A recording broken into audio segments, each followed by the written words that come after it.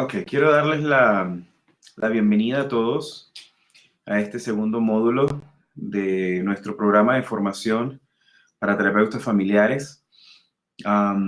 Este segundo módulo es un módulo bastante interesante, pues vamos a sentar algunas bases de lo que va a ser de aquí en adelante nuestro proceso de estudios desde el enfoque sistémico, y vamos a entender un poquito cómo funciona el enfoque sistémico.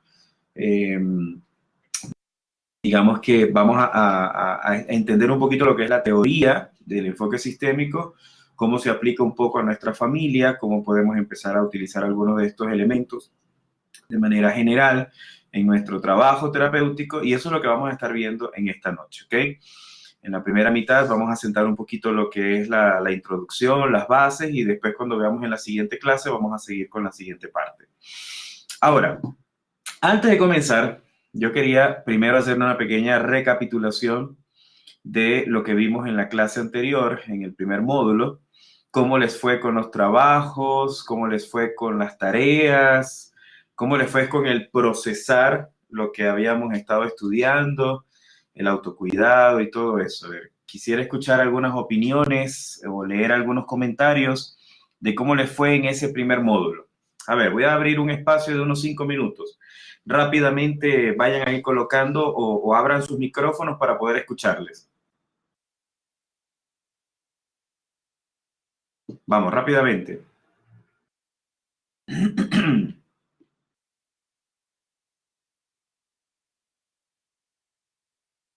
¿Aló?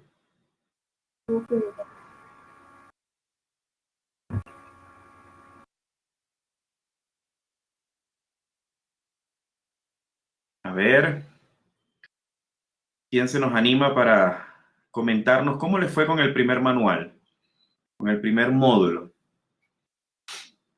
¿Cómo le fue con el proceso de los deberes, las tareas, todo el proceso de estudiar en casa ya el manual como tal, empezar a procesarlo? ¿Cómo les fue con todo eso?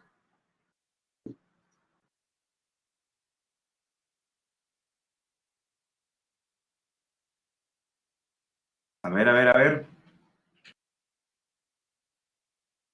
Ok, Mayra, entiendo. Dice Gilma, fue un análisis introspectivo que hizo. La hermana Tulia dice, me fue bien, un poco pesado porque estuve terminando el último nivel de discipulado. Ok, pero sí logró, me imagino, procesar todo esto, Tulia, digamos, haber visto la clase, vivir ese proceso, ¿cómo se llama? Vivirlo para ti, para tu familia, sentarte a hacer los trabajos y todo, ¿no?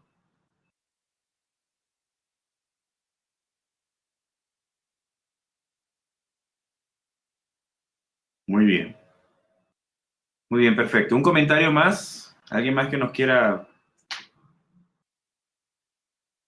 Ok, Gabriela. El manual junto con la plataforma es muy entendible, perfecto. Muy bien, interesante realizar las tareas, dice Carmen. Muy bien. Fue de mucho aprendizaje, dice Darlis, aún no he terminado todas las tareas. Ok, Darlis, no te dejes que se acumulen porque hoy van a comenzar otras más. Mariana, en mi caso personal, hacer los trabajos me hizo mirar cómo está mi vida y plantear algunas metas. Perfecto, Mariana. Talía, me fue bien, me permitió conocerme en tareas que no se suele analizar, en áreas que no se suelen analizar, perfecto. Y Mariux dice, me ayudó a ver que el área física la había descuidado. E incluso he estado descuidada, delicada en la salud durante este tiempo. Dios está hablando de muchas formas. Ok, perfecto. Creo que el propósito se logró, que como lo habíamos dicho al principio de la clase, de gran bendición, no terminó las tareas aún, dice María Lourdes. Bueno, María Lourdes, hay que meterle ahí ñeque para poder terminar eso. Muchas gracias por estar aquí. Entonces, bueno, como les decía al principio de este primer módulo, el propósito con el primer módulo, en específico del primer módulo, es que nosotros aprendamos a ver hacia adentro primero. Hay una base para poder entender todo esto, y es el hecho de que la Biblia dice, amarás al Señor tu Dios con todo tu corazón, con toda tu mente, con toda tu alma, con todas tus fuerzas, pero al prójimo tienes que amarlo como a ti mismo. Y de hecho, ese es uno de los grandes desafíos que nosotros tenemos, porque el problema es que queremos amar a todo el mundo, pero no comenzamos por amarnos a nosotros y por cuidar de nosotros. Y cuando hablo de cuidar de nosotros, y específicamente para aquellos que son casados, si entendemos el nosotros, de que cuando yo me casé, me uní a otra persona y somos una sola carne, tengo que cuidar de mi pareja tanto como estoy cuidando de mí antes de querer cuidar a otra persona, digamos, de la iglesia o lo que sea. Entonces, el trabajo es integral, el cuidado es integral, el proceso de estar pendientes uno de los otros es bastante integral. Por eso el primer manual quisimos darle toda esta fuerza para que de alguna manera pueda servir como base de aquí en adelante para lo que viene. Un ejemplo que yo utilizaba la vez anterior tiene que ver con cuando usted hace un entrenamiento de salvavidas. En el entrenamiento te dicen que una de las principales cosas que tienes que hacer es cuidar primero de ti. Porque si tú no sabes cuidar de ti, no puedes cuidar de ti, entonces lo que va a suceder es que de alguna manera vas a posiblemente perder tu vida en el proceso. Imagínese este caso, entras al agua, vas a salvar a alguien, la persona está pataleando, está ahogándose, no sabe cómo sostenerse y tú llegas para querer salvar a la persona y cuando tratas de abrazar a la persona para rescatarle de su impulso, de sus golpes y de todo, pues terminan hundiéndose los dos. Entonces, en muchos entrenamientos te dicen inclusive que tú lo que deberías hacer en un caso como ese, con este salvavidas que es como anaranjado, tienes que golpear a la persona, no importa, la desmayas en ese rato, pero de esa manera tú le vas a tomar del cuello y lo puedes sacar del agua y después puedes resucitarlo, hacer lo que sea. Pero vas a cuidar primero de ti. Tienes que cuidar primero de ti. Y yo quiero que eso sea una premisa que nosotros tengamos de aquí en adelante, porque es muy fácil, escúcheme esto, es muy fácil descuidar quién soy, descuidar quién es mi familia cuando estoy cuidando de otras personas. Eso es lo más fácil que hay. Digamos que es muy común escuchar a hijos de pastores, hijos de líderes, hijos de terapeutas, hijos de psicólogos, hijos de todas estas personas que están trabajando con hola Hermes, bendiciones, qué bueno que llegaste ya. Entonces, digámoslo de esta manera, todos los hijos de las personas que están cuidando de otras personas, lo más común es escuchar en ellos: mis padres no me aman, mis padres no me quieren, mis padres me tienen abandonados, yo nunca veo a mi papá, nunca veo a mi mamá, ellos están todo el tiempo en la iglesia, todo el tiempo están cuidando de otras personas, todo el tiempo están atendiendo a otros, pero no logran sentirse cuidados dentro del hogar. Entonces, por eso, la premisa del primer manual es aprender a cuidar de mí y aprender a cuidar de los míos.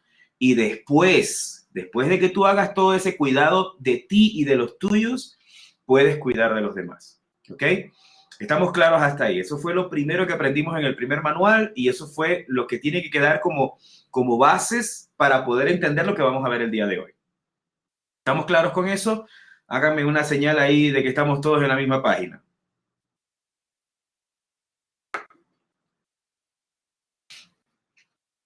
Ok, perfecto. Ahora verán, para entender un poco el manual de hoy, yo quiero que usted entienda lo siguiente. Esta clase está sustentada en una teoría que se llama la teoría general de los sistemas. La teoría general de los sistemas es un manual de unas 1500 páginas más o menos, es algo así aproximadamente. Y ahí se habla de lo que es el enfoque sistémico en todas las áreas. El enfoque sistémico no nació como un pensamiento dedicado a la familia, no nació como un pensamiento dedicado a la teología, no nació como un pensamiento dedicado al cuidado de otras personas para nada. La teoría general de los sistemas nació como una observación que se hizo de la naturaleza. De la naturaleza se movió un poco en algunas otras áreas, como la física, la matemática, se dieron cuenta que la teoría de los sistemas tenía correlación en todas estas áreas y empezaron a adaptarlo a la familia, a la psicología y otras cosas más. Entonces, esta teoría general de los sistemas, que es un libro así bien grueso, lo que nosotros buscamos fue los principales conceptos, ¿sí? Los primordiales conceptos, aquellos conceptos que más nos podían ayudar a entender el funcionamiento de una familia y los pusimos en un manual así, un manual de 50 páginas, ¿ok? Entonces, no vaya a pensar que toda la teoría general de los sistemas está metida en este libro. No lo está, no lo está, ¿ok? Es solamente lo que hicimos fue recopilar lo más relevante, lo más importante, lo que tú vas a utilizar en la vida diaria, en la vida práctica, que te puede servir para tu ministerio, para tu trabajo, para tu familia, ¿ok? Eso fue lo que hicimos, reducirlo a eso, ¿ok? Yo quiero que quede eso perfectamente claro. ¿Ok? Y como son conceptos tan complicados, conceptos tan profundos, entonces nosotros dijimos, bueno, vamos a buscar la manera de que este manual sirva para una persona que definitivamente tiene estudios superiores, personas que de alguna manera están tomando esto como un posgrado o algo parecido, que hay personas que lo están tomando en esa condición porque ya tienen títulos de tercer nivel y cuarto nivel. Pero también tenemos personas que no tienen títulos ni de tercer nivel ni de cuarto nivel, pero queríamos que de igual manera, mientras están haciendo este proceso de estudios, pudieran entender los conceptos de la misma manera. La forma como hicimos esto, este encuadre, así como lo hicimos en el primer manual, que era darle una analogía, una simbología, y lo hicimos a través del pastor de las ovejas, en este manual lo que nosotros buscamos era enfocarlo en lo que es el árbol. Cuando nosotros pensamos en un árbol, definitivamente pensamos en algunos elementos, es decir, pensamos en las hojas, pensamos en las ramas, pensamos en la fruta y cosas como esa. Pero resulta que el árbol está lleno de muchos más elementos, hay muchos elementos más adentro de lo que son las características del árbol, y de eso es lo que yo quiero enfocarme mientras estemos viendo esta clase, ¿ok? La clase número 2.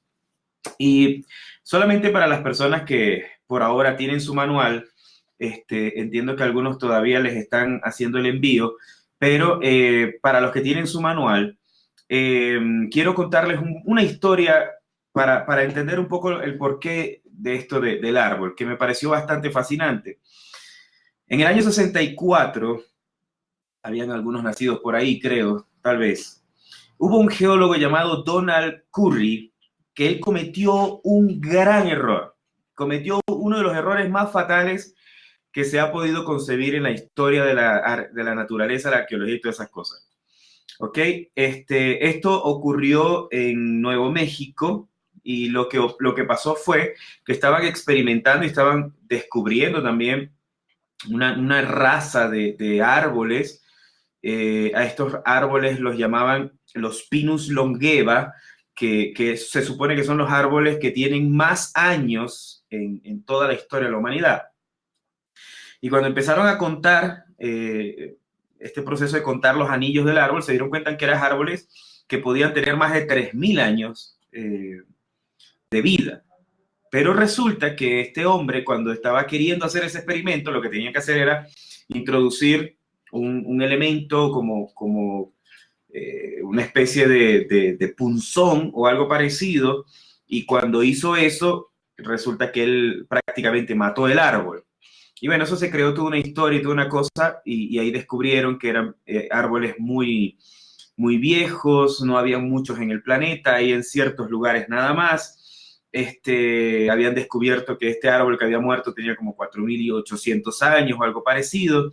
Entonces, yo cuando estaba leyendo esta historia, de alguna manera me vino a mi mente lo que para nosotros representan árboles, es decir, generalmente para nosotros un árbol es un árbol de mangos, donde voy, me pongo en la sombra, puedo comerme el mango, disfruto la fruta o algo así, pero no vemos toda la historia que puede haber detrás de un árbol, toda la historia que puede haber detrás de esa maravillosa simbología, la cual Dios nos dejó para poder entender muchos de sus principios. Y estos principios sistémicos se van a dar cuenta que muchos de ellos están sustentados por algunos pensamientos bíblicos también. ¿Ok? Entonces, cada elemento del árbol que nosotros vamos a estar estudiando tiene una profunda lección. Y de alguna manera en este libro hemos encontrado algunos de estos elementos, específicamente son unos 10 elementos que vamos a estar estudiando, más o menos, para poder entender cómo funciona esto en nuestra vida. ¿Ok? De alguna manera, para mí ha sido algo que lo he repetido varias veces. Dios es un Dios de procesos. Dios es un Dios de meternos a nosotros dentro de un proceso. ¿Sí? Más allá del contenido de las cosas, a Dios le interesa que tú vivas un proceso. Y por eso cada cosa dentro de la creación está interrelacionada una cosa con la otra. No puede haber oxígeno si no hay árboles, no pueden haber árboles si no hay la tierra, no puede haber la tierra y la producción del árbol sin que haya la manifestación del agua, no puede haber nada de estas cosas si Dios mismo no diese la orden de la vida. Es decir, todo está en una perfecta sincronía, en un perfecto orden. Inclusive para nosotros no sería posible la vida si no tuviésemos los elementos que los árboles nos dan, el alimento, la comida, el oxígeno que producen, cómo se llevan el monóxido de carbono. Es decir, cómo hay una perfecta relación y una armonía en todo lo que es la vida. Y de eso más o menos queremos un poco tratar en este tema. ¿Ok? Ahora, si nosotros revisamos el primer capítulo del libro de Génesis, nos vamos a dar cuenta que la Biblia dice que el Señor creó los cielos y creó la tierra. En ese proceso creador, nosotros podemos ver que Dios resalta dos cosas que son importantes.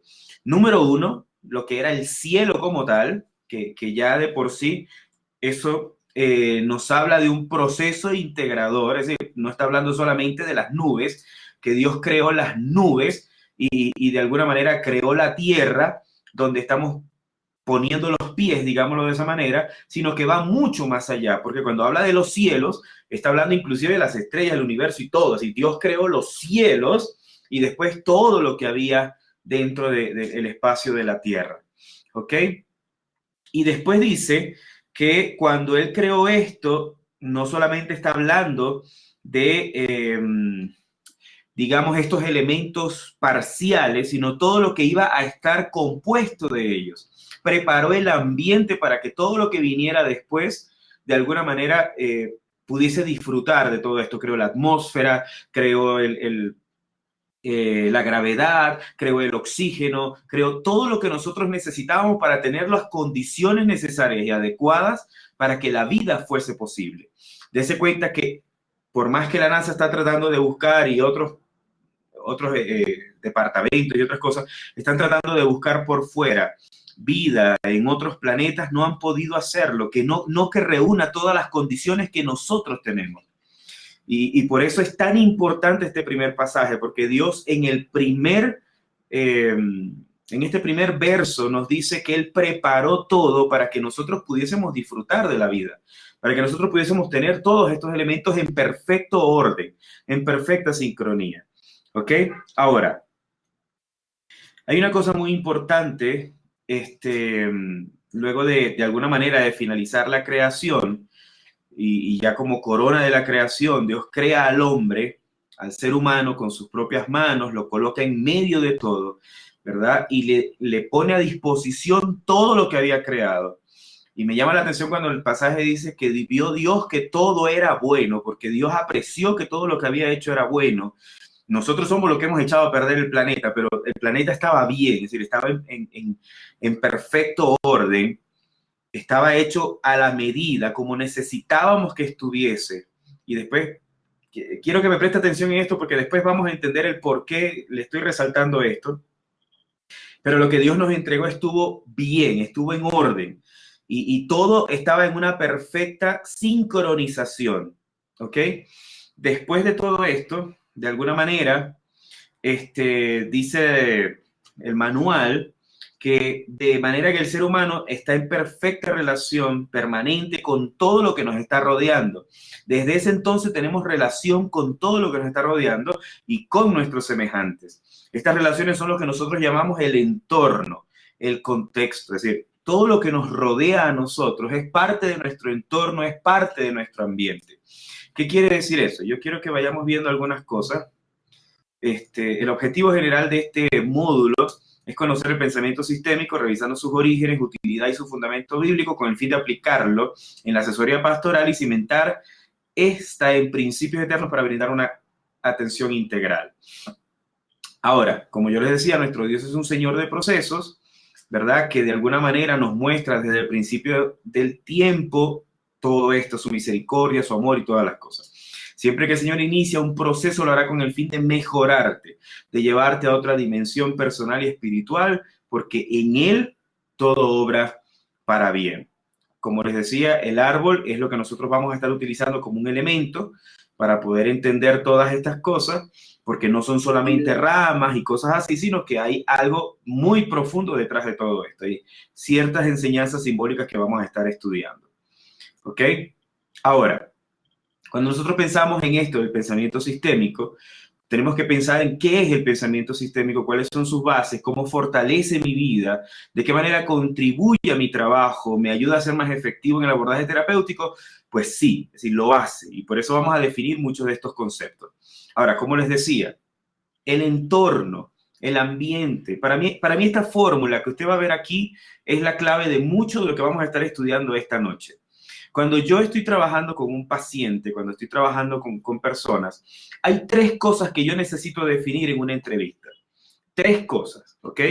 La primera de ellas es la que indudablemente va a ser la primera cosa que salte en el espacio terapéutico, y es qué es lo que está pasando a nivel del carácter de la persona. ¿Ok? Esto es lo primero que nosotros vamos a definir cuando una persona llega. Tengo un problema. Mi problema es que mi esposa no me aguanta. Tengo un problema, mis hijos no lo soporto. Tengo un problema, me quiero divorciar.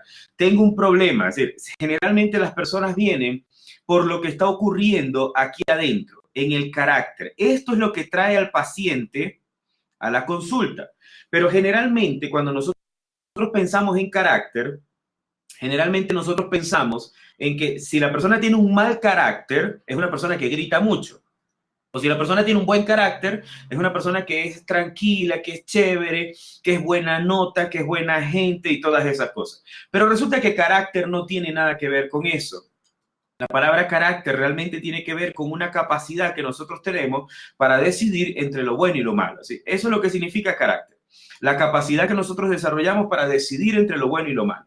Una persona que no tiene carácter no sabe cómo elegir entre lo bueno y lo malo. Es decir, toma cualquier decisión y no le importan las consecuencias de su decisión. Pero una persona que de alguna manera tiene un buen carácter es una persona que sabe resistir el tomar malas decisiones y de alguna manera se sustenta en ellas y de alguna manera persiste en esas buenas decisiones que puede tomar. Pero resulta que el carácter, para nosotros poder tener un buen carácter, primero necesitamos tener una buena estructura. ¿Qué significa eso? La estructura es lo que va a sopesar, lo que va a sostener el carácter.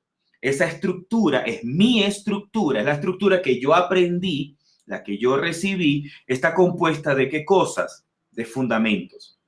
Todos los que son los fundamentos, las creencias, los valores morales, espirituales, familiares, el sistema de valores, todo lo que nosotros representamos, de alguna manera va a conformar lo que es mi estructura. ¿Ok? Entonces, de alguna manera, el carácter se sostiene o viene de la estructura, pero la estructura nace del ambiente donde yo vengo. ¿Ok? ¿Qué es el ambiente? El ambiente representa todo mi entorno, todo lo que me rodeó desde que yo estaba en el vientre de mi mamá hasta que yo me hice la persona que soy el día de hoy. Y todo lo que ha venido afectando cada una de esas áreas. Si yo estuve en diferentes países, si estuve en diferentes ciudades, si estuve en diferentes barrios, si estuve en diferentes colegios, si estuve en diferentes casas, si tuve diferentes amistades, si tuve diferentes novias, si tuve diferentes familiares con los que yo tenía contacto. Es decir, todo lo que representa mi ambiente, todo lo que representa mi ambiente va a generar lo que es mi estructura. ¿Ok? Es decir, el ambiente genera la estructura. La estructura moldea el carácter. ¿Ok? El ambiente genera la estructura moldea o esquematiza un poco lo que es el carácter. ¿Ok? Entonces, por eso estamos estudiando un poco lo que es este pensamiento sistémico, porque a la final lo que nosotros queremos en un proceso terapéutico es que el carácter de la persona sea lo que cambie. Es decir, el objetivo final de una terapia es que esto cambie. Ese es el objetivo final. Que el carácter de la persona cambie. Es decir, si estás haciendo lo malo, ya no lo hagas, ahora vas a hacer lo bueno. Pero para poder cambiar el carácter de la persona, para poder nosotros tocar y afectar esto, lo primero que yo debo hacer es entender que hasta que yo no cambie su estructura, su sistema de valores, no va a cambiar el carácter. Pero para yo poder cambiar la estructura, el sistema de valores que tiene la persona, primero debo cambiar el ambiente. ¿Ok? ¿Estamos claros con eso? ¿Alguna pregunta hasta aquí?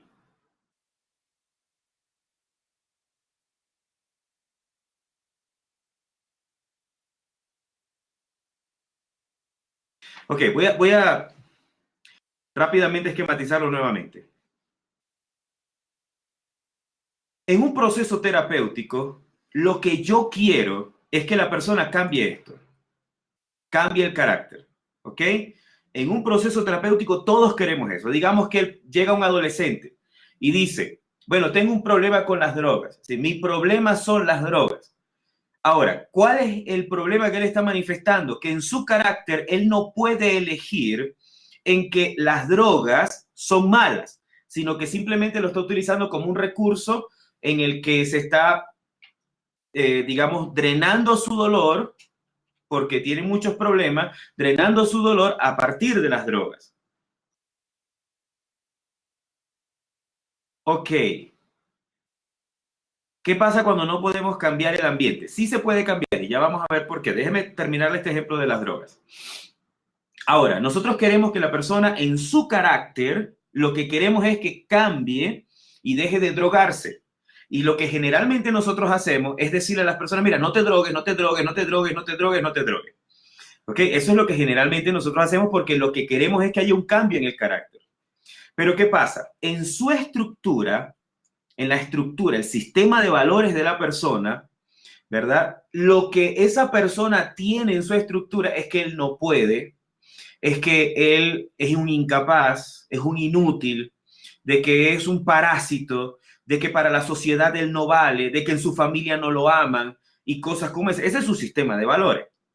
De que es un maltratado, de que es un herido, de que es un desechado.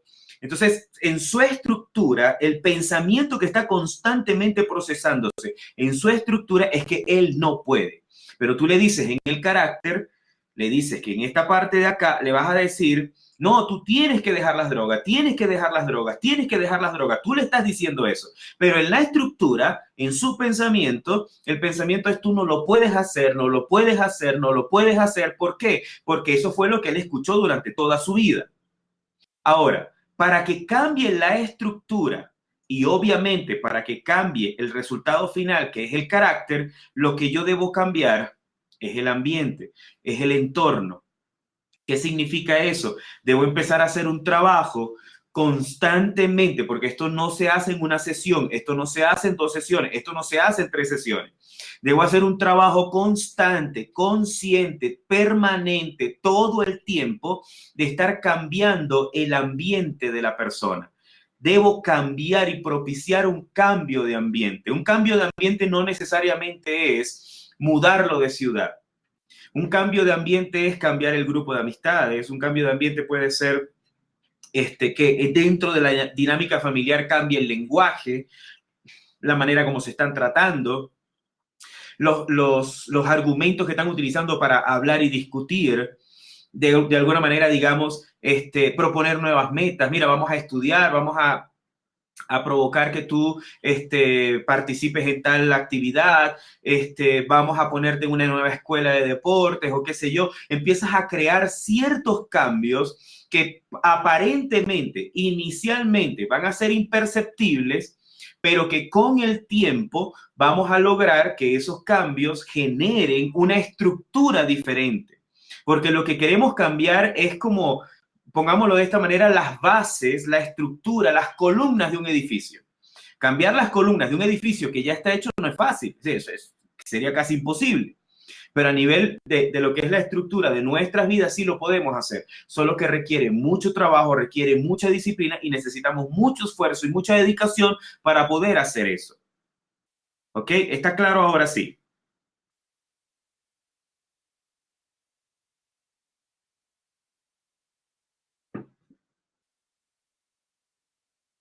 Ahora, la próxima vez que usted tenga una persona con la que quiera trabajar y quiera crear un espacio terapéutico, piense en esto.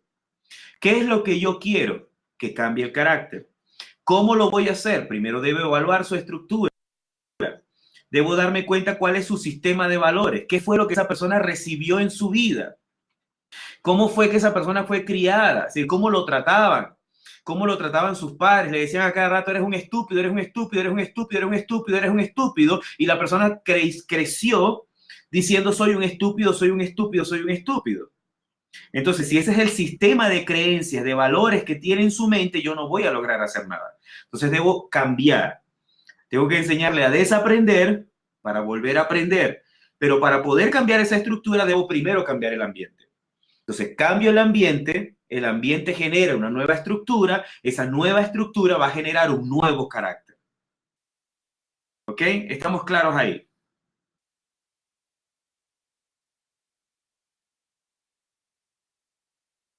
¿Estamos todos claros? ¿Alguna otra pregunta? Ok, perfecto. Vamos entonces con el capítulo número 1. Ok, el primer elemento que vamos a ver tiene que ver con la unión de la tierra y la semilla. Obviamente, si vamos a empezar a hablar del árbol, lo primero que tenemos que hablar es cómo inician todas las cosas. Lo que habíamos visto antes es para entender, desde el punto de vista de lo que es el pensamiento sistémico, qué significa ser sistémico. Ser sistémico es ir más allá de lo que es lo lineal. Permítanme regresarme un momentito acá otra vez para explicarles esto bien detalladamente. Bueno, Mariusi, esa es una muy buena pregunta. ¿Para el cambio de ambiente es necesario trabajar solo con el paciente o con la familia? Es una muy buena pregunta y déjame explicarte por qué. Dentro de lo que nosotros vamos a estar viendo, hay dos elementos que son importantes. Uno es el tipo de abordaje, de alguna manera, que se hace terapéutico, que podría ser un abordaje lineal y lo que es el abordaje, en este sentido, sistémico. ¿Qué significa sistémico? Sistémico no es sistemático, por si acaso. ¿Ok? Hay algunas personas que me dicen, sí, porque el pensamiento sistemático no es pensamiento sistemático, es pensamiento sistémico. Sistémico porque está sustentado en la teoría de los sistemas, entendiendo que todo funciona como un sistema. Mire, los gobiernos funcionan por un sistema. El cuerpo, el organismo trabaja por sistema. Nosotros tenemos un sistema digestivo, tenemos un sistema circulatorio, tenemos un sistema endocrino, tenemos un sistema reproductivo. Es decir, el cuerpo tiene sistema. Y si uno de los sistemas falla, ¿qué pasaría con todo el cuerpo? Todo colapsa. Dentro de los gobiernos tenemos el sistema judicial, el sistema legislativo, el poder ejecutivo, es decir, todos son sistemas que están allí dentro de lo que son nuestros países, que conforman a nuestros países. Funcionen o no funcionen, pero tenemos nuestros sistemas. ¿Ok? Ahora, ¿qué sucede? Que a nivel familiar también tenemos sistemas y esos sistemas los vamos a estudiar mucho más adelante. Esos sistemas nos ayudan a entender cómo debería funcionar la familia, cómo debería funcionar mi vida, cómo debería funcionar mi abordaje terapéutico. Y eso es lo que vamos a estudiar. Yo podría trabajar de manera lineal. Trabajar linealmente es esto, enfocarme en el carácter. Mira, tú viniste por un problema de drogas, quítate la droga. Eso es un abordaje lineal. Tú viniste por un problema porque tu esposo fue infiel, tu esposa fue infiel, entonces ya, hay que castigarlos porque lo que sea. Y es lo que pasa en las iglesias, generalmente. Una persona peca y ya tienes que irte de la iglesia. Cosas como esas, ¿ok? ¿Por qué? Porque son abordajes lineales, causa y efecto. Cometiste un error, estás expulsado. ¿Y qué sucede? Que el Señor no lo ve de esa manera, no lo trabaja de esa forma. Porque la Biblia dice, 7 veces cae el justo y Jehová lo levanta, si se vuelve a levantar. Entonces, nosotros tenemos que entender que a partir de ahora tenemos que tener un pensamiento un poco más amplio, un poco más abierto de cómo abordar a las personas en sus diferentes fases. Eso no significa que nosotros consentimos con el pecado. Significa que nos preocupa el pecador y nos preocupamos y nos ocupamos del pecador y trabajamos con el pecador para que sea restaurado, para que sea levantado, para que sea guiado al camino que tiene que ser. Entonces, pensar sistémicamente es entender que para yo poder cambiar el carácter, debo trabajar con la estructura, cambiar la estructura. Para poder cambiar la estructura, tengo que ir un poco más atrás, donde está el ambiente. El ambiente me va a ayudar a cambiar el carácter, entonces hago la terapia de una manera circular. Entonces, todo esto me ayuda a entender que sistémicamente, cuando todos los sistemas están funcionando correctamente, yo voy a obtener el resultado que estoy esperando tener en el abordaje terapéutico. ¿Ok? A ver, cuando las personas que están alrededor del paciente saben que hay que hacer cambios, están conscientes de ellos, pero se niegan. Sí, y es lógico, y eso tiene una razón de ser. Mírelo de esta manera. ¿A quién le gusta, y seamos sinceros, a quién le gusta que le digan que está cometiendo errores? A nadie. A nadie le gusta que le digan que están haciendo las cosas mal.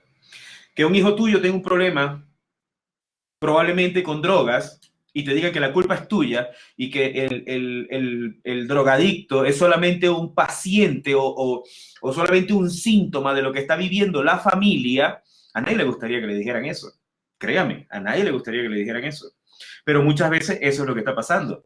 Muchas veces, hermanos, muchas veces me he encontrado que los culpables de que los hijos terminen en drogas o cosas como eso son los mismos padres. ¿Por qué? Porque el hijo lo que está manifestando es el problema a través de algo externo que tiene la familia. Tan sencillo como esto, un padre que se dedicó tanto al trabajo que no le dio tiempo a su hijo o a su esposa o a su familia en general.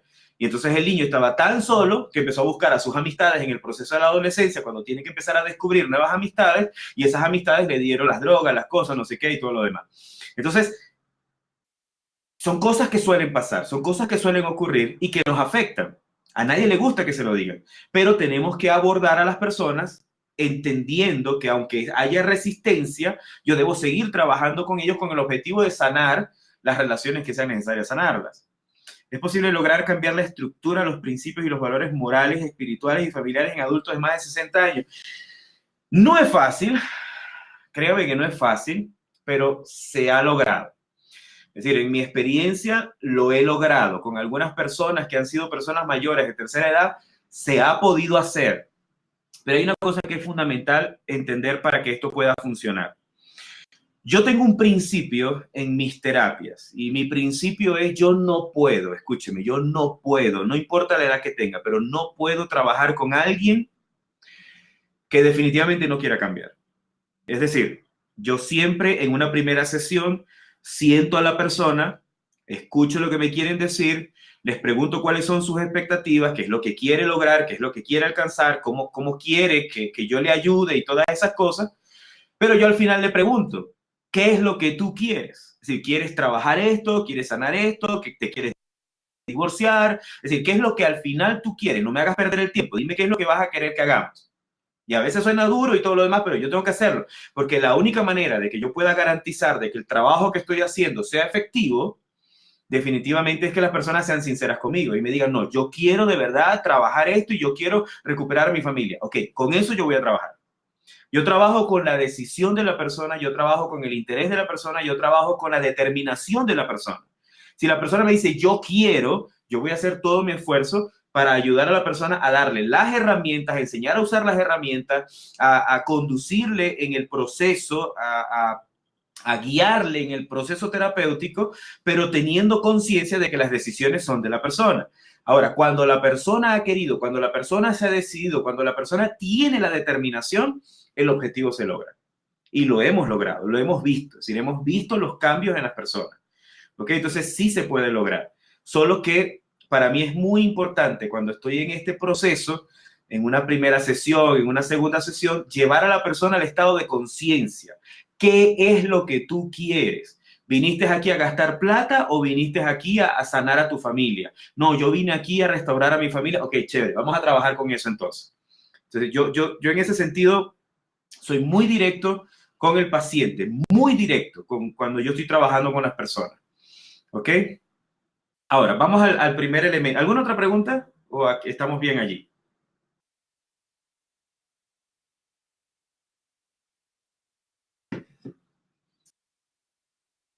¿Estamos bien entonces? No hay más preguntas. Perfecto. Sigamos entonces con el primer capítulo. Ahora, a ver, David, en la estructura podríamos estar hablando de las estructuras de personalidades patológicas, de personalidad patológica. Ok, esa es una pregunta bastante compleja y creo que tiene una respuesta bastante compleja, pero en la estructura también podemos añadir lo que es parte de la personalidad. Aquí, de alguna manera podemos añadirlo ahí dentro de la estructura. Ok, hay personas que definitivamente tienen problemas mucho más complejos, que no es solamente tomar una decisión, no es solamente moldear un tipo de pensamiento o reestructurar un tipo de pensamiento, sino que pueden tener algún problema patológico, digámoslo de esa manera, un trastorno de personalidad múltiple o cosas como esa, una disociación o cualquier problema de ese tipo. Y eso puede estar fundamentado allí en su estructura, puede estar allí y puede que sea parte de, pero no es determinante. Porque digamos que eso puede ser inclusive parte orgánica, ¿sí? Puede ser algo de su organismo, que de alguna manera tiene ciertos problemas internos que hay que trabajarlo algunas veces con medicación, hay que trabajarlo con algún psiquiatra o cosas como esas. A veces es necesario llevar la terapia hacia ese lado. ¿Ok? Digamos que no es fácil descubrir y determinar exactamente en una primera entrevista quién tiene un problema de un trastorno de disociación, un trastorno de personalidad múltiple o cualquier cosa de esa. No es fácil descubrirlo en una primera sesión, pero hay ciertos rasgos que nos van a permitir entender quién es quién y de alguna manera poder determinar si es el tipo de persona con la que puedo trabajar y con quién no. Entonces, ahí hay que trabajar mucho más, hay que estudiar mucho más para poder llegar a eso. Las personas que son neuróticas y las que son paranoides, de alguna manera son personas que algunas veces moldearon esto en su ambiente y fue por maltratos, abusos, por el modelo que recibieron de sus padres. Es decir, algunas personas son así. Otras ya vienen por una condición mucho más profunda. Por eso te digo, pueden ser inclusive un trastorno en su organismo que de alguna manera les está llevando a comportarse de esa manera. Pero para llegar a eso hay que trabajar mucho, hay que estudiar mucho para poder llegar más a ese tipo de trastornos patológicos que tienen algunos pacientes. ¿Ok? Digamos que ahorita nosotros vamos a enfocarnos en los elementos básicos para poder entender estos conceptos de manera básica, general. No estamos profundizando tanto porque sí se necesita mucha más preparación y mucho más estudio para poder llegar a ese nivel. ¿Ok? Ok, entonces tenemos el tema de la unión de la semilla y de la tierra. Ok, el tema de la unión de la semilla y la tierra nos dice lo siguiente. El origen de todo árbol siempre va a venir, obviamente, de la unión de la tierra con la semilla. Esta unión requiere de condiciones óptimas para que la semilla pueda convertirse en un tierno brote, el cual posteriormente llegará a ser un árbol fuerte y frondoso. Para ello, la tierra debe estar suficientemente blanda, húmeda y llena de nutrientes para que todo pueda recibir estas semillas y para que la semilla pueda nutrirse y pueda crecer. Ninguna semilla sana permanece igual una vez que ha sido plantada, pues la característica de la tierra, principalmente su humedad y los elementos que la conforman, ayuda a que se despoje de todas esas capas que le sirven de protección y que ya no son necesarias. Cuando usted coge una semilla, generalmente esa semilla tiene unas capas duras, pero si usted rompe la semilla, por dentro va a haber una capa más blanda. Entonces, lo que está diciendo es que cuando usted siembra la semilla, la tierra tiene que estar húmeda para que se ablande esa capa dura que tiene la semilla y el borote que está dentro pueda recibir el cobijo de la tierra y de esa manera pueda generarse la vida, pueda generarse de alguna manera la estructura que se va a levantar de ese nuevo ser viviente del árbol. la tierra recibe y procesa esas capas que salen duras, esos desechos, ¿verdad? Que se van a transformar en el alimento de la nueva planta. De este modo, hay una relación íntima entre la semilla y la tierra cuando empiezan a unirse. Estas capas que quedan de la semilla empiezan a degradarse y crean el ambiente necesario para que pueda gestarse la vida. Esta relación y esta transformación ocurre de manera mutua, es decir, hay una perfecta armonía entre los dos elementos, la tierra y en este sentido la semilla, más el elemento del agua, así todo empieza ya a funcionar de manera perfecta, ¿no? A esto el pensamiento sistémico lo denomina reciprocidad. ¿Qué es la reciprocidad? Es la correspondencia mutua entre dos elementos donde ambos dan y reciben por igual. Esta relación propicia la formación de un nuevo ser vivo, único, diferente, el cual contiene la genética de la semilla y la esencia de la tierra. Está comprobado que usted puede tener un árbol de manzana, ¿verdad? Puesto en un lugar, y si lo coloca en otro lugar, aunque venga de la misma fruta, la semilla, porque usted decidió coger una manzana y sacó varias semillas y puso una en diferentes ciudades, se va a dar cuenta que ninguna semilla o ningún árbol va a tener el mismo sabor la fruta, porque la esencia de la tierra se transmite también al árbol. ¿Okay? Hay una esencia particular que el árbol va a absorber de la tierra y va a transmitirlo hacia su, digamos, hacia su fruto, ¿no? Entonces, algo similar ocurre cuando el hombre y la mujer se unen también en esa perfecta unión que nosotros conocemos como lo es la reproducción. La mujer es como esa tierra que va a recibir la semilla, que la protege, le proporciona las condiciones necesarias para que se pueda germinar. Y el hombre es como la semilla que debe escoger una tierra adecuada y permanecer en ella, debe plantarse y estar dispuesto a morir, tal como lo indica el verso de Juan, que dice, les aseguro que si el grano de trigo al caer en tierra no muere, quedará solo, pero si muere, da una cosecha. ¿Verdad? Entonces, para que pueda existir este principio de vida, primero el elemento tiene que caer en tierra y tiene que morir.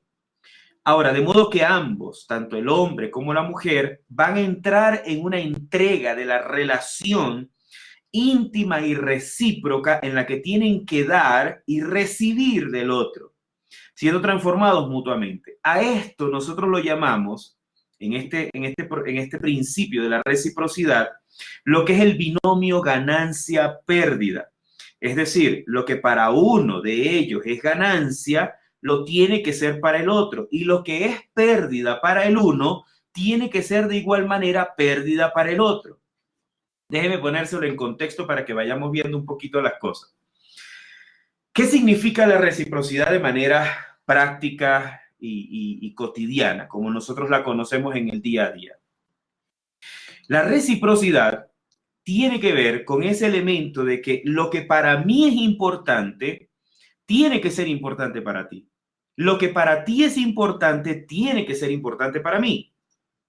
Mire, yo he escuchado muchísimas veces decir en las iglesias, es que el amor no espera nada.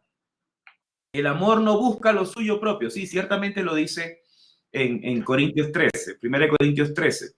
Aunque ahí está hablando del amor ágape, y es el amor que Dios tiene por nosotros. No está hablando del amor que debería haber entre nosotros como parejas. Y dice que nuestro amor debería ser así. Y lo está poniendo como un estándar. Pero el amor entre las parejas tiene que estar sustentado en una relación recíproca. Es decir, hay que enseñarle a las personas, y eso nos ha llevado a muchos otros problemas. Y mire esto, cuando yo le digo a una mujer, por ejemplo, es que tú tienes que amarlo sin esperar nada a cambio. ¿Qué le estoy enseñando a la mujer? Que si te golpean, si te maltratan o si te hacen cualquier cosa, no importa, porque tú tienes que seguir haciendo lo que tienes que seguir haciendo, que es amar a la persona. Y ciertamente, yo tengo que enseñarle a la persona que tiene que dar lo mejor de sí, pero también tiene que recibir lo mejor de la otra persona. Y en el caso del hombre, de la misma forma, el hombre tiene que dar lo mejor de sí y esperar también lo mejor de la otra persona. Veámoslos en un contexto bíblico para poder entender esto. Cuando nosotros leemos en la Biblia, dice que la mujer tiene que someterse al hombre como la iglesia se somete a Cristo. Y somos buenos reclamando ese sometimiento. Somos muy buenos reclamando eso. Diciendo, mira mujer, el pastor de la iglesia dijo que así como la iglesia se somete a Cristo, tú te tienes que someter a mí. Pero cuando vemos unos versículos más arriba, dice que el hombre tiene que amar a su mujer como Cristo amó a la iglesia y se entregó por ella, santificándola, no sé qué, y haciendo todo lo demás. Entonces, ¿qué sucede? Ahí hay una relación recíproca.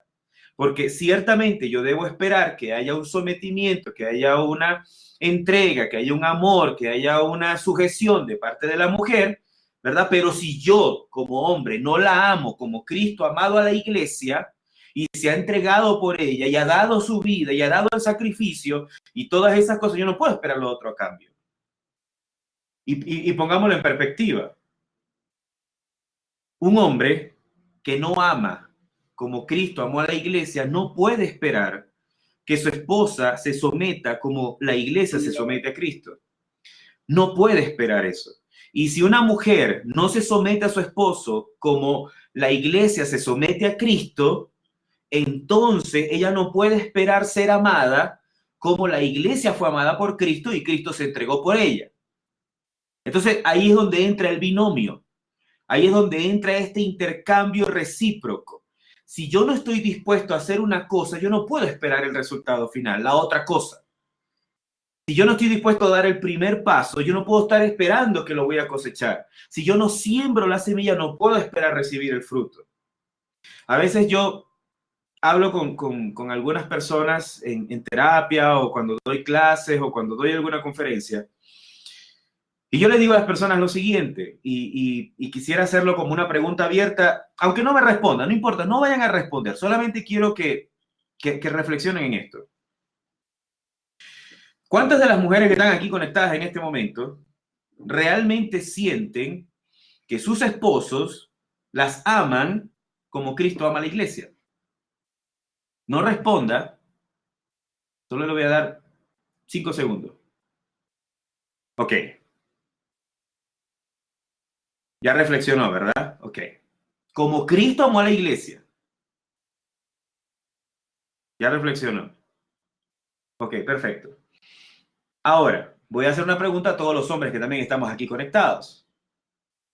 Realmente, de todos los hombres que están aquí, ¿cuántos sienten que sus esposas se someten a ustedes, les aman, les respetan, les protegen, les cuidan, les honran como la iglesia debería hacerlo con Cristo? No responda. Ojo, como la iglesia con Cristo. No bajes el estándar a decir, no, sí, si mi esposa sí me quiere. No, no, si mi esposa sí me quiere. No. Veamos el ejemplo que Pablo nos dejó. Pablo habló de un intercambio santo. Pablo habló de un intercambio especial y sobrenatural.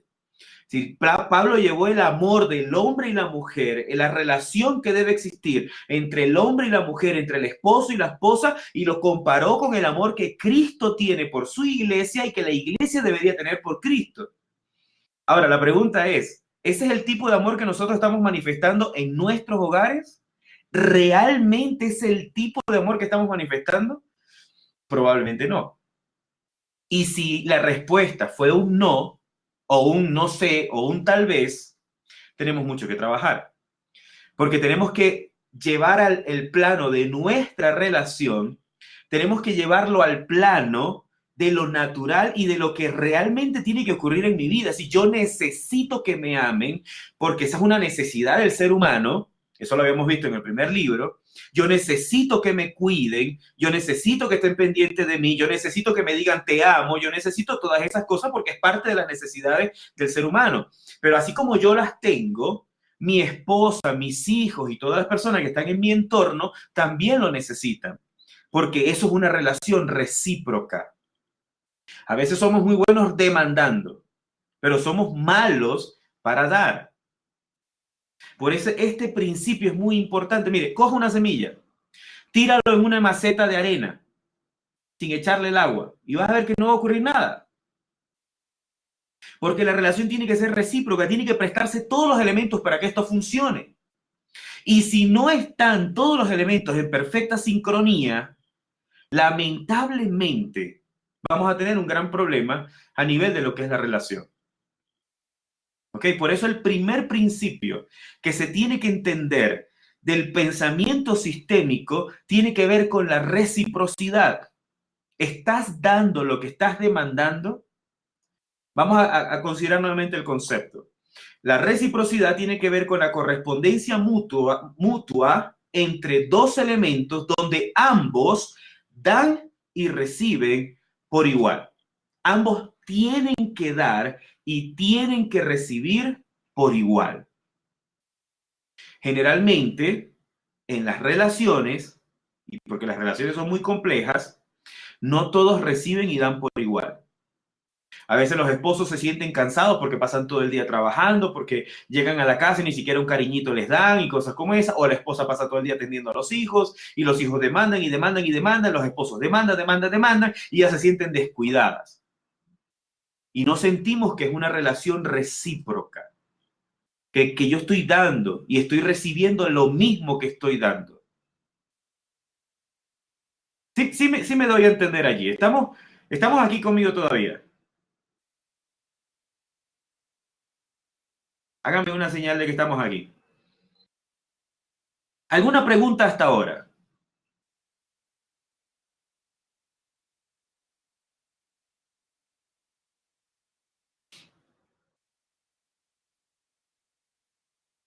Ok, déjenme mostrarles un pequeño gráfico de lo que vendría siendo la reciprocidad, para que veamos un poquito algunas de estas cosas que son importantes.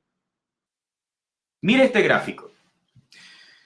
Cuando crezca, aprenderás a valorar la vida, le dice el papá a su hijo, y le está regando ahí la matita.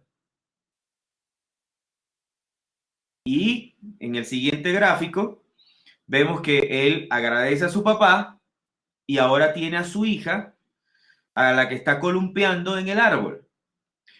Por eso es que en la reciprocidad, si tú siembras, vas a recibir a cambio y vas a poder cosechar a cambio. Si tú siembras buenas actitudes, ¿qué es lo que vas a cosechar? Vas a cosechar buenas actitudes. Si en mi siembra lo que yo le estoy dando a mi pareja, a mi familia, es ausencia de mí, ausencia de tiempo, no le estoy dando presencia, no le estoy dando importancia, ¿qué es lo que yo voy a cosechar de mis hijos? Es lo mismo. Entonces, mire, a veces cuando yo hablo con los padres de adolescentes, yo les evalúo en lo siguiente: ¿qué fue lo que tú les diste? Porque lo que nosotros vemos en la adolescencia fue lo que yo sembré en la niñez. Es decir, si a mis hijos cuando eran niños yo no pasaba tiempo con ellos, yo no salía con ellos, yo no los llevaba al parque, yo no compartía, yo no estaba presente en sus reuniones del colegio, en sus graduaciones o en cualquiera de las actividades que ellos tenían, si yo no estaba presente en los trabajos que ellos hacían en la escuela, si yo no estaba en sus presentaciones o lo que sea, si yo no estuve presente en esos momentos, yo no puedo esperar que cuando el niño sea adolescente, quiere que yo esté en todas sus actividades, porque yo no partí del principio de la reciprocidad. A veces nosotros somos buenos para decir que los adolescentes están atravesando la edad del burro. Y decimos eso, es la edad del burro, que nadie los entiende, que no sé qué. No, ellos lo que están haciendo es llegar a la edad de la reciprocidad, donde ellos van a manifestar lo que ellos recibieron, lo van a manifestar en la adolescencia. Entonces, si no recibieron cariño, si no recibieron amor, si no recibieron presencia, si no recibieron esa parte nuestra, entonces lamentablemente no lo van a querer, no van a querer que nosotros estemos en sus etapas.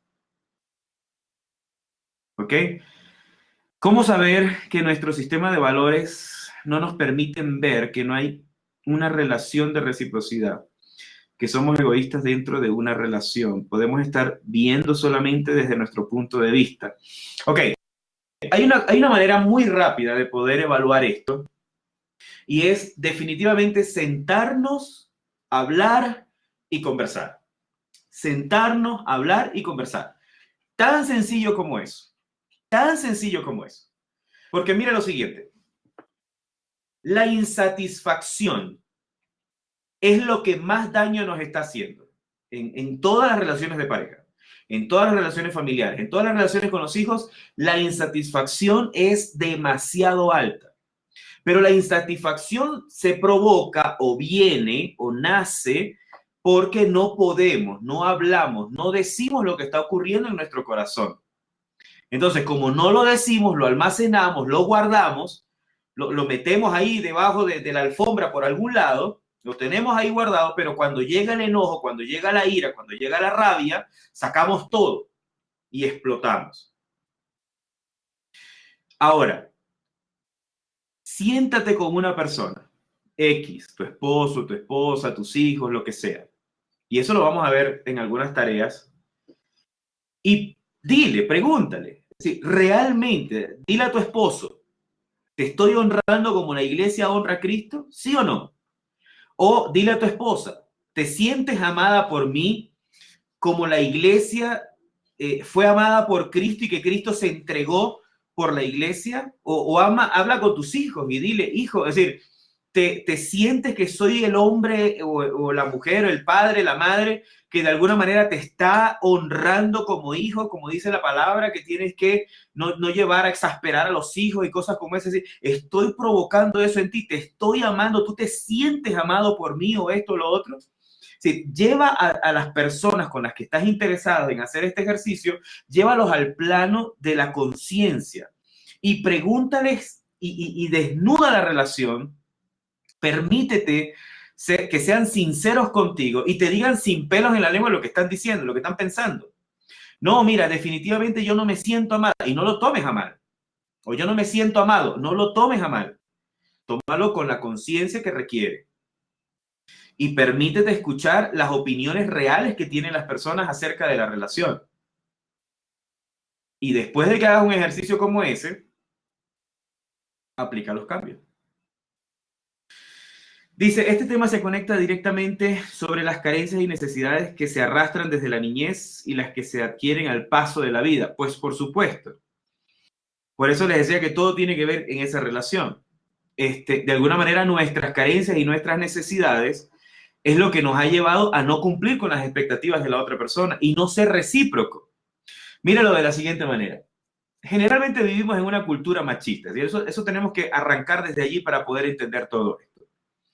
Vivimos en una cultura machista y en la cultura machista en la que nosotros crecimos y nos desarrollamos y todavía estamos inmersos en ella, es una cultura en la que lamentablemente a la mujer no se le ha dado el valor como se le tiene que dar, y sin ánimo de caer en el feminismo o en el extremo que ahora estamos viviendo con todas estas cosas que están pasando a nivel mundial.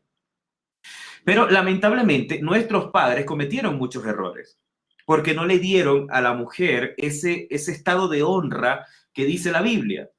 De que a la mujer hay que tratarla como vaso frágil, de que a la mujer hay que tratarla con el amor que Cristo amó a la iglesia. Imagínense que es un amor tan hermoso que lo compara con el amor de Cristo por la iglesia. Es decir, el valor que le da a la mujer Pablo en ese pasaje es espiritualmente poderoso, ¿verdad? Pero eso nosotros no lo vimos en nuestras familias. Y yo no sé si usted lo vio, pero al menos yo no lo vi en mi familia. Entonces, ¿qué sucede? Como no tuvimos esos modelos referenciales y fueron carencias en nosotros, generalmente nosotros llegamos a nuestros matrimonios con esas carencias, llegamos con esas necesidades. ¿Cuáles necesidades? ¿Cuáles carencias? De que si mi papá le pegaba 4 gritos a mi mamá cuando tenía hambre, pues yo llego a mi casa, a mi familia, y le digo a mi esposa, pero bueno, ¿dónde está la comida aquí? Aquí no hay nadie que cocine, que no sé qué, pero es porque yo aprendí eso en mi casa. Y no la estoy tratando como el vaso frágil, como Cristo ama a la iglesia y como todas las cosas que ya hemos visto. Entonces, sí, definitivamente todo tiene que ver con ese contexto. ¿Ok? Por eso habíamos visto en el módulo anterior sobre las carencias, habíamos visto sobre un poco lo que era la vulnerabilidad y todas las cosas que nos ayudan a entender esto. Y ahora lo estamos viendo desde el punto de vista de la reciprocidad. Yo necesito ser recíproco. Mire, déjeme ponerle otro contexto para que... ¿Por qué la Tierra está como está? Sí, la tierra está destruida, está dañada, los mares cada vez están más contaminados, los ríos, el oxígeno cada vez está peor, la capa de ozono y todas las cosas, porque el ser humano no ha sido recíproco con la tierra. No hemos sido recíprocos con la creación. Si usted recuerda cuando estudiábamos, creo que era biología o ciencias naturales o algo parecido en el colegio, nos enseñaban que hay recursos que son renovables y otros que no son renovables, si nosotros cortamos un árbol para el papel y toda la cosa, tenemos que sembrar otro y no sé qué y no sé cuál. Decir, y nosotros no hemos hecho nada de ese trabajo porque lo que estamos es sacando todo lo que podamos sacarle a la tierra. Entonces, ¿qué sucede? Que hay un punto, cuando tú no eres recíproco, hay un punto en el que se te acaba aquello que estás consumiendo y te pasa factura. Te va a pasar factura en cualquier momento. Entonces, si en tu relación de pareja, de matrimonio, de hogar, tú no eres recíproco con lo que haces, lamentablemente eso te va a pasar factura. Y déjeme ponérselo en contexto. ¿Cuándo fue la última vez? Y esto para hombres, mujeres y todos los que estamos aquí. ¿Cuándo fue la última vez que usted dio gracias? Y le dijo a su esposa, así, pero no porque le sirvió la comida, porque la comida estuvo sabrosa y usted quedó así satisfecha, así con la panzota. Y no. Quite eso. ¿Cuándo fue la última vez que usted se sentó así, frente a frente con su esposa, la tuvo así cerquita y le dijo, mi amor, gracias por todo lo que tú haces por la familia? O de pronto con su esposo, así cerquita, así. Y decirle a su esposo, así, mirándolo a los ojos, porque no fue porque trajo la plata, no fue porque trajo el sueldo, porque me compró un vestido, no. Saque eso del contexto. Solamente sentarse así, frente a frente, y decirle, mi amor, gracias por lo que haces por esta familia. O sentarse con sus hijos, y así, cerquita, decirle a sus hijos, hijo, gracias por ser un ejemplo en el colegio, por estudiar, por esforzarte, por sacar una buena nota. ¿Sí? ¿Cuándo fue la última vez que usted tomó un minuto de su tiempo para dar gracias? Quizás no lo ha hecho. Quizás lo hace todos los días. Quizás. Pero necesitamos ser más recíprocos en nuestras relaciones. Necesitamos estar más cerca de las personas y poder decirles lo que realmente estamos sintiendo. Necesitamos expresar lo que está en nuestros corazones. Darles las gracias a las personas que de alguna manera nos bendicen todos los días. Sí me doy a entender.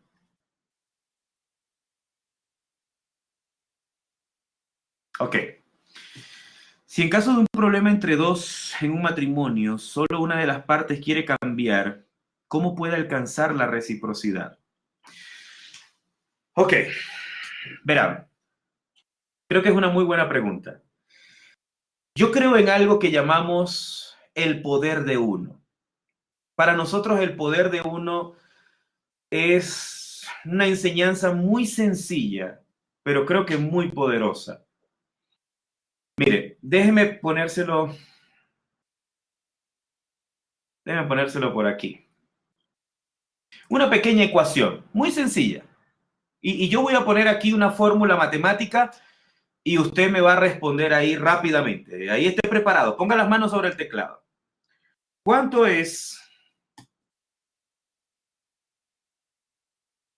1 más 1? 2, ¿verdad? Muy sencillo, todos lo saben. Ahora voy a cambiar esta ecuación.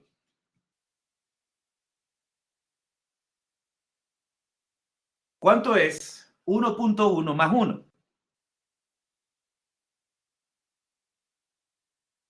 Cambió. Cambió el resultado. ¿Qué fue modificado? ¿Qué cambió?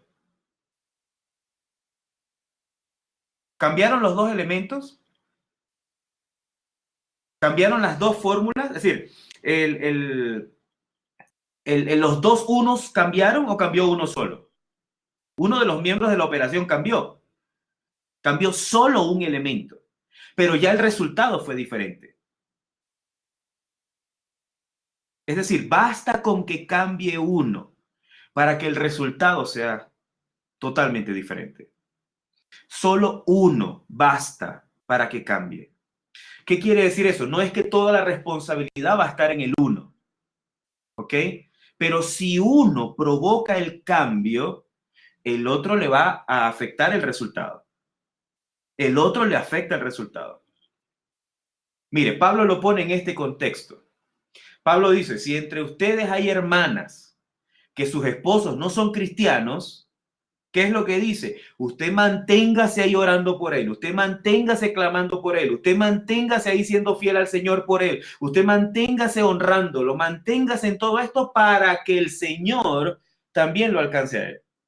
Para que por la fe, por el testimonio, por lo que vio en su esposa, pueda provocarse el cambio. Entonces, no es que toda la responsabilidad en todas las terapias, porque esto lamentablemente no funciona para todos, pero yo lo he visto y en mi propia vida lo he experimentado, que basta con que uno quiera hacerlo para que ya el resultado sea diferente. ¿Ok? Eso me pasó a mí en algunas ocasiones. Yo no quería nada, yo estaba apartado del Señor y mi esposa estaba ahí orando y orando y orando y reclamando las promesas de Dios. Y aquí estamos. Nos pasó, lo vivimos, lo experimentamos, lo superamos y aquí seguimos. Entonces, esta fórmula del poder de uno, para mí es fundamental para entender esto. La reciprocidad, yo puedo comenzarla con acciones muy sencillas, solamente diciendo gracias. Mira, gracias por este día, gracias por ayudarme. Y solamente expresando la gratitud, porque nos hace falta ser más agradecidos.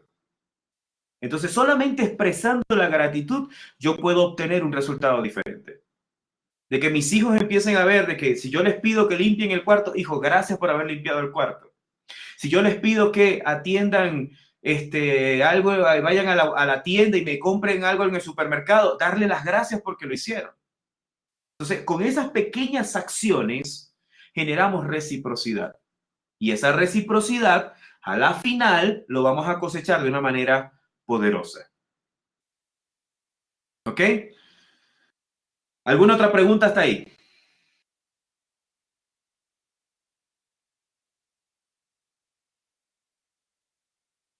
Richard dice, yo soy el resultado de 7 años de oración. Gloria a Dios, Richard. Muy bien. Gracias por compartir ese pequeño testimonio.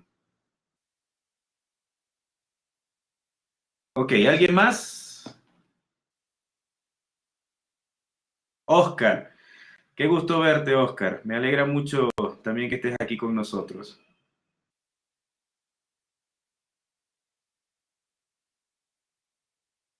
Ok, ahora, en sus hogares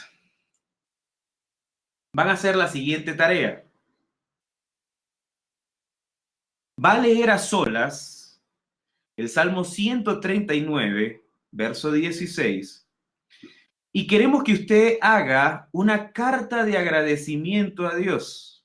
Mire, ¿sabe? Hemos recibido tanto de Dios, tanto, tanto, tanto, pero le hemos agradecido tan poco, que nosotros quisiéramos que usted pueda hacer este ejercicio solo, que pueda hacerlo de manera consciente, que pueda hacerlo de manera agradecida y que usted pueda mencionar ahí en esa carta que va a hacer, ¿cómo siente usted que Dios le formó? ¿Cómo han sido los procesos que usted ha tenido que atravesar? Acuérdese, Dios es un Dios de procesos. ¿Cuáles han sido esos momentos difíciles que usted ha tenido que vivir? ¿Y cuáles han sido esos momentos de alegría, de felicidad, de gozo, de regocijo por los cuales también usted ha pasado? Entonces, es una manera de poder ejercitar esta reciprocidad, de poder ejercitar este agradecimiento, de poder ejercitar hacia Él que nos los ha dado todo, de poder expresar nuestra gratitud. Entonces, este es el ejercicio que usted va a hacer en casa. ¿Ok?